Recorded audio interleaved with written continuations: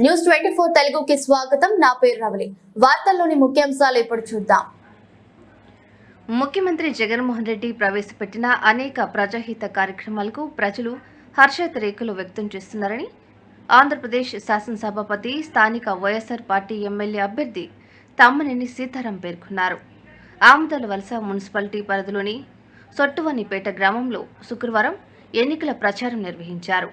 ఎన్నికల ప్రచారానికి వచ్చిన తమ ఆత్మీయ నేతకు గ్రామ ప్రజలు జేజేలు పలికారు.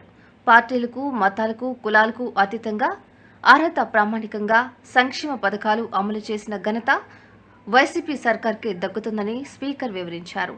ఈ కార్యక్రమంలో municipal vice floor leader Allamsetti Umamaheswararao, పట్టణ పార్టీ అధ్యక్షులు పొడుగు శ్రీనివాసరావు, విజయ్, అత్తులూరి రవికాంత్, సాధు కామేశ్వరరావు, మెట్ట చక్రధర్రావు తదితరులు పాల్గొన్నారు.